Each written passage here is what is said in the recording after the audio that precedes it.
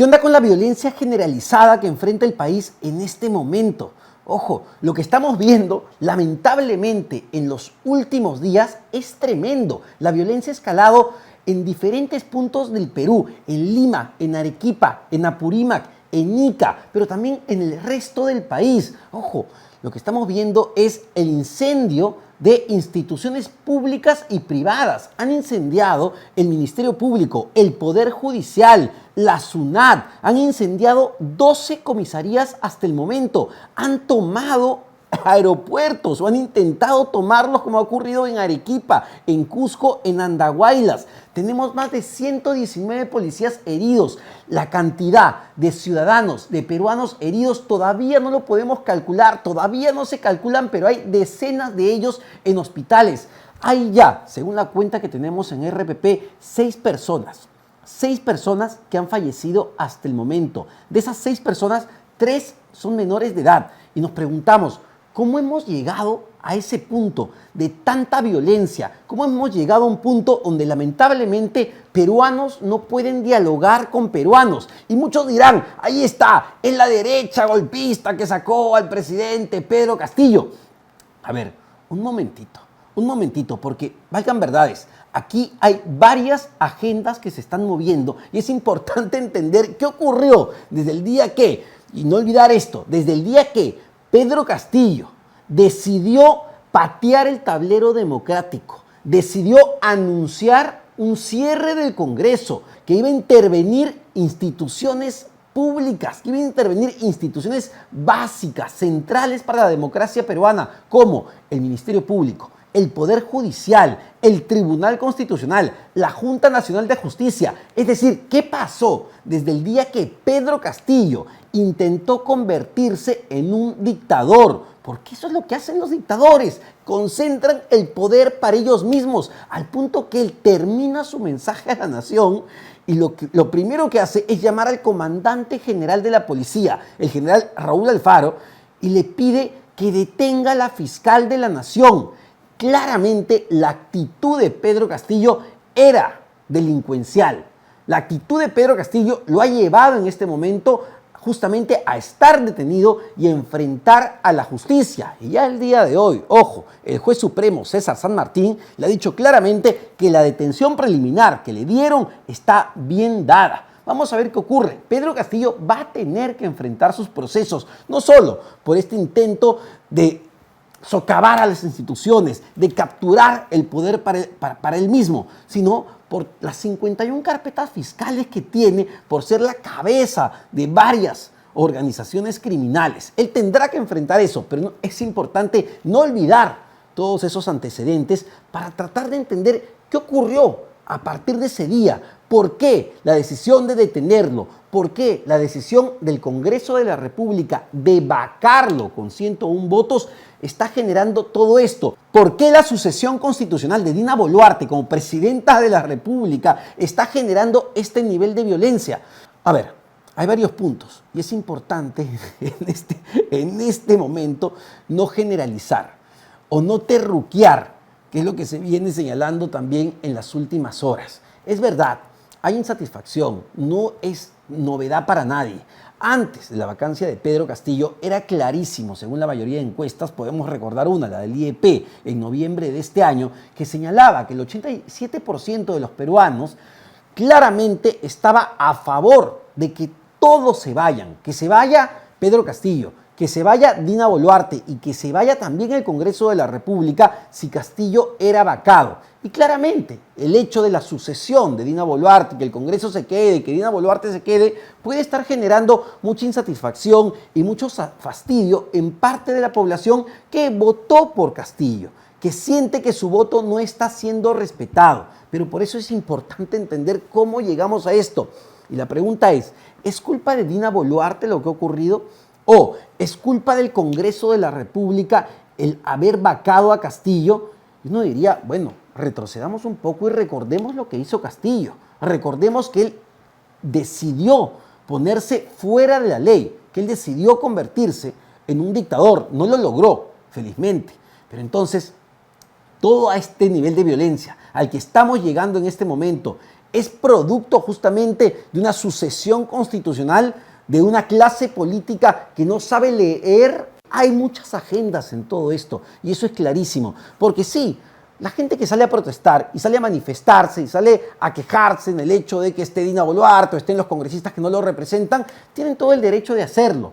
Pero otra cosa es lo que vamos viendo en las últimas horas. Y lo que vamos viendo son ataques organizados de pequeños grupos, en algunos casos, y de otros grupos más grandes, ojo, 100, 150, que atacan instituciones públicas y privadas. Lo último que tenemos es que un grupo de 100 personas entró a una planta de conversión de gas. Ojo, una planta de conversión de gas en el Cusco de TGP.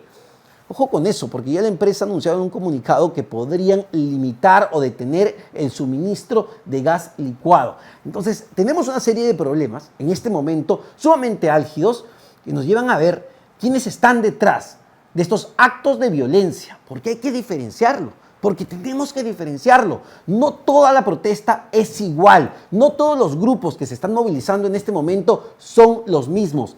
Hay diferentes agendas. ¿Cuáles son las principales o los principales pedidos de los diferentes grupos que se están movilizando?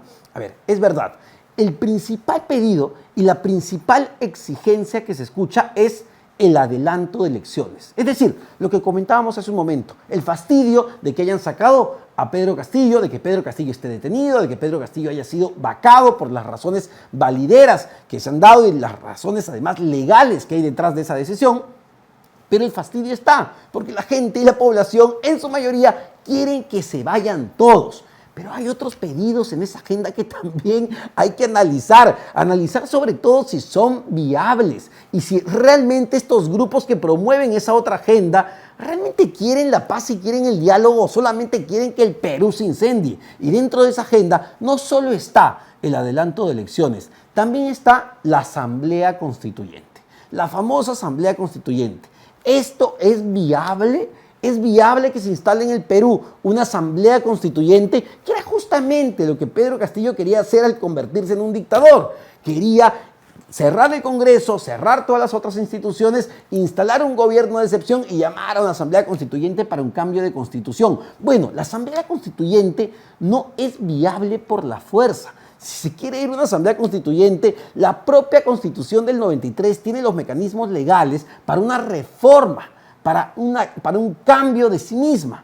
Entonces, ir al pedido de una asamblea constituyente no parece claramente un pedido que sea viable o materializable en el corto plazo y menos en un ambiente de crisis tan profunda como la que estamos viviendo. Y el otro gran pedido que hacen estos grupos, la liberación de Pedro Castillo. Y el propio Pedro Castillo apuesta a esto, dado que en cada oportunidad que ha tenido en los últimos días está utilizando su cuenta de Twitter o escribiendo unos manuscritos donde justamente valida y sigue asusando a la violencia. Ojo, estos grupos piden la libertad de Pedro Castillo. ¿Es posible esto? Esto depende en principio. ¿Depende de Dina Boluarte? ¿Depende del Congreso de la República? No, esto depende del sistema de justicia, porque Pedro Castillo ya está en manos de la justicia. Y ojo, el día de mañana se vencen los 7 días de detención preliminar que le han dado. Ya dependerá incluso del Ministerio Público, de la Fiscal de la Nación, si pide una prisión preventiva, porque ya sí el Congreso le ha levantado la protección constitucional que tenía el lunes por la madrugada, no solo de la Fiscal de la Nación. Ojo, esto lo tiene que aprobar y lo tiene que aceptar el Poder Judicial. El Ministerio Público pide, el Poder Judicial acepta o el Poder Judicial rechaza.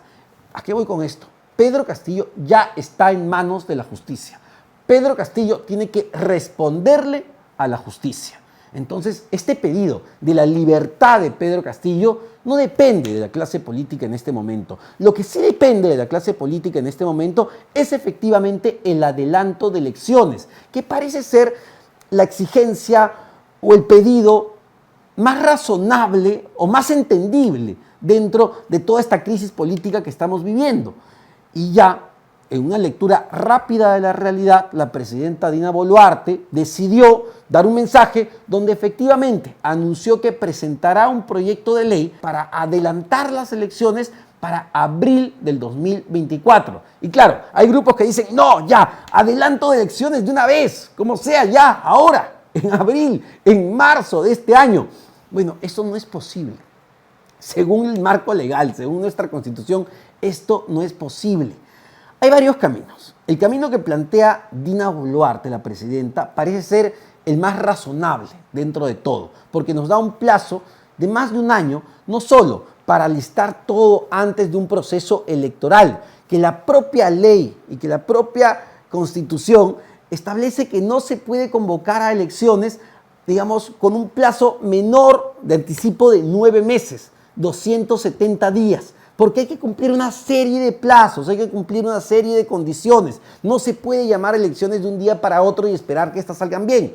Entonces, el plazo que ha establecido la presidenta Dina Boluarte en su anuncio de este proyecto de adelanto de elecciones parece viable porque no solo permitiría, digamos, ir hacia una transición ordenada, hacia un cambio en los actores políticos, sino que además permitiría que el Congreso de la República y el Poder Ejecutivo se sienten por fin a discutir las benditas reformas políticas que se necesitan, porque de lo contrario, a ver, lamentablemente vamos a volver a lo mismo. Vamos a volver a elegir a congresistas, a parlamentarios andinos, a presidentes y vicepresidentes bajo las mismas reglas de juego que nos llevaron justamente a esta crisis política, donde tuvimos que elegir, al final en la segunda vuelta, entre Keiko Fujimori y Pedro Castillo. ¿Eso es lo que queremos? Volver a un proceso electoral con las mismas reglas de juego, y no solo eso, sino que con los mismos partidos políticos que son los que ya tienen la inscripción y son los que están sentados en este momento en el Congreso de la República y que claramente no quieren irse, claramente quieren quedarse hasta el 2026, pese a que la población los rechaza mayoritariamente. Porque es verdad, el Congreso de la República tenía incluso mayor desaprobación que Pedro Castillo.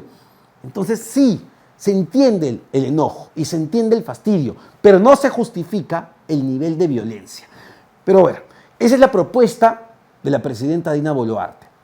Hay otra propuesta que se aprobó incluso antes de que el Congreso de la República vacara a Castillo. Y se aprobó en la Comisión de Constitución. Eran dos proyectos, uno de Susel Paredes y otro de la congresista de Podemos Perú, Digna Calle. Se juntaron ambos proyectos en la Comisión de Constitución y se aprobó un dictamen donde lo que se planteaba era un adelanto de elecciones para julio del 2023. Este plazo es viable, según los expertos en derecho electoral. Ojo, dicen que sí es viable, que sí se podría adelantar las elecciones para el próximo año. El problema con esos plazos es que, uno, son muy apretados, y dos, no permitirían que el Congreso de la República y también el Ejecutivo se aboquen a discutir y debatir proyectos de reforma electoral, proyectos de reforma política que nos, insisto, eviten que lleguemos nuevamente a esta situación. Hay otra vía que también es interesante, es importante, pero también termina apretando muchísimo todo. El hecho de que Dina Boluarte renuncie. Que ojo, es otro de los pedidos que se hacen dentro de estas manifestaciones, que Dina Boluarte renuncie, que Dina Boluarte deje la presidencia. ¿Qué pasa si Dina Boluarte, debido a la presión, decide renunciar? Bueno, no es que el Congreso queda disuelto de manera inmediata. Ojo, no nos engañemos ni nos dejemos de engañar por eso. No es que si Dina Boluarte sale, también se disuelve el Congreso y ya entran nuevos políticos. No. Todo tiene plazos, todo tiene tiempo y para todo se necesita llevar un proceso ordenado. Nada se puede hacer a las patadas. Pero si Dina Boluarte decidiera renunciar, bueno, quien tiene que asumir la presidencia es el presidente o la presidenta del Congreso de la República. Terminarían teniendo a uno de estos congresistas en la presidencia. Entonces la pregunta es, las exigencias, lo que se pide en este momento en la calle, en Apurímac, en Cusco, en Ica, en Arequipa, en Piura y en muchas partes del país, ¿es atendible? Bueno, parte sí, parte que tiene que ver con el adelanto de elecciones. Eso es atendible, eso está ya encaminado y vamos a ver la respuesta que da el Congreso de la República, porque ya la presidenta Boluarte lo ha planteado sobre la mesa, está ya en manos del Parlamento, pero eso sí es atendible. Lo otro, la Asamblea Constituyente, la renuncia de Dina Boluarte, la libertad de Pedro Castillo, eso parece que no es definitivamente atendible. Entonces, nuevamente, diferenciemos a los diferentes grupos que se están moviendo en este momento, diferenciemos a las personas que, digamos, justificadamente están molestas y lo que piden es que se vayan todos, porque ellos votaron por un presidente. Y bueno, ya se fue. La sucesión constitucional puso a Dina Boluarte, pero no quieren, hay enojo, hay fastidio, hay molestia. Pasó cuando Manuel Merino asumió la presidencia. La gente lo detestó, la gente no quería a Manuel Merino y Manuel Merino tuvo que renunciar y asumió Francisco Sagasti. En este caso, aparentemente por lo que estamos viendo, las personas no quieren a Dina Boluarte. Dina Boluarte lo tiene sumamente complicada, le tocó asumir la presidencia. Ella no buscó asumir la presidencia, ella era la vicepresidenta. Pedro Castillo decidió dispararse a los pies, decidió darse un autogolpe y terminó detenido. Esa es la realidad. Dina Boluarte le tocó una situación de crisis en estos pocos días y lo que ha planteado de manera casi inmediata, se demoró un poco, pero casi inmediata, es el adelanto de elecciones. Ahora, ¿qué es lo que va a pasar? Diferenciemos muy bien, insisto con esto. Porque lo que vemos en las calles en este momento no solo es esa protesta válida, ese enojo totalmente justificable de parte de la población. Lo que vemos en este momento son actos delincuenciales. Lo que vemos en este momento constantemente son delitos. Porque ese es el nombre. Ese es el nombre. No hay otro. Una persona que va y agarra a piedrones en Arequipa. Sucedió, por ejemplo, que agarra a piedrones a una persona que está vendiendo porque tiene su bodega abierta. No es un manifestante, no es alguien que busca revalidar una serie de derechos, es un delincuente, una persona que agarra e incendia propiedad privada, que saquea propiedad privada. No es un manifestante, es un delincuente. Una persona que ingresa o toma un aeropuerto no es un manifestante, nuevamente es un delincuente. Y eso tiene que quedar bastante claro. No romanticemos la delincuencia, porque lo que estamos viendo en las calles, en las plazas, en todo el país, es protesta válida, pero también hay mucha delincuencia. Y ahí la policía y las autoridades tienen que actuar de manera firme. Claro, evidentemente no reprimiendo a las personas que protestan válidamente. Para eso se necesita mucha inteligencia de parte de Fuerzas Armadas y de la Policía Nacional del Perú. Ojo, más de 119 policías heridos hasta el momento. Hay decenas de heridos también del otro lado de los manifestantes. Pero tenemos que hacer la diferencia. No podemos romantizar esto. No podemos pensar que esto es blanco y negro. Aquí hay muchos matices. Es complejo. Le ha tocado, insisto yo con esto, una situación muy difícil a Dina Boluarte. Los ministros tienen que estar a la altura. Ojo con eso. El Congreso de la República debería estar a la altura. Lamentablemente lo que hemos visto en los últimos días es para llorar. Es congresistas que se comportan peor, ni quiere decir niños, los niños se comportan mejor, congresistas que se insultan, que se golpean y se agreden físicamente, no se están comportando a la altura. Y otro llamado, ¿qué están haciendo los gobernadores regionales? ¿Qué están haciendo los alcaldes? ¿Qué están haciendo las autoridades electas ya, que van a asumir funciones ahora, en enero? Gobernadores, alcaldes, en todo el país, ¿qué función están cumpliendo? La clase política en su conjunto tendría que responder con bastante firmeza y seriedad, sin dejar de politizar esta situación, que lamentablemente está dando muchísima cabida a estos pequeños grupos incendiarios y lo que buscan solamente es que el Perú se desangre. No lo podemos permitir. ¿Qué va a pasar en los próximos días? Francamente, no lo sabemos. Francamente, no lo sabemos. Pero no podemos permitir que la violencia se apodere del país con el saldo que repetimos, con el saldo que tenemos hasta el momento. 6 peruanos que han perdido la vida. De esos 6 peruanos que han perdido la vida, 3 son menores de edad. Esto se tiene que detener. El problema es cómo.